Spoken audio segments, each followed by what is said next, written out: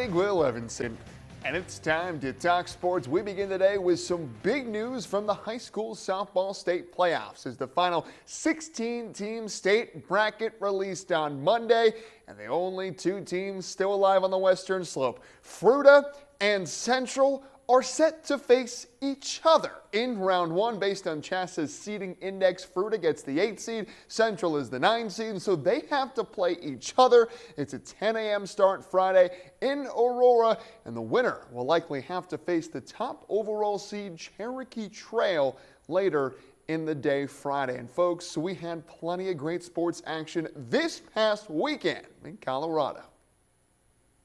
Indeed, it was a big weekend across the state, starting with what was a huge Thursday night as Grand Junction football passed their toughest league test yet with flying colors, taking down Centaurs within the first 15 minutes as GJ flew out the gate now an early 29-0 lead. The Tigers stay unbeaten in league play and get to 7-1 overall. That same night in New Orleans, the Denver Broncos handled their business. Forget all the noise and distraction of Sean Payton's return to New Orleans because Denver didn't care. They owned the Saints at the line of scrimmage, running for 225 rushing yards and getting over 500 at 4-3 with a 33-10 shellacking. Then on Friday, we witnessed history at Stoker Stadium as with this touchdown pass right here, Mountain Vista's quarterback Austin Majewski broke Colorado's all-time passing touchdowns record. He is the new leader with 131 career passing touchdowns.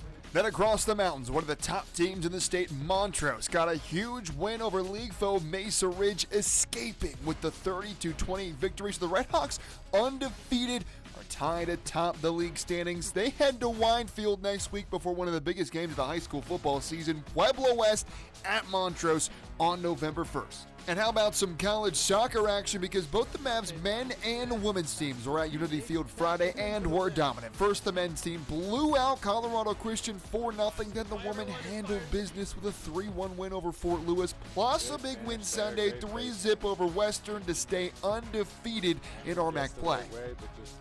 Then on Saturday, the CMU Mavs defense did it again. Just 10 points allowed and a big homecoming win over New Mexico Highlands. That's 4 straight wins for Mesa, all in the RMAC. Just 9 points per game allowed in those 4 wins as the Mavs ran the ball well, as Aiden Taylor ran for 217 yards and a 21-10 win, and the Mavs stay within striking distance at the top of the standings. And with 4 conference games to go, they keep their RMAC title hopes alive.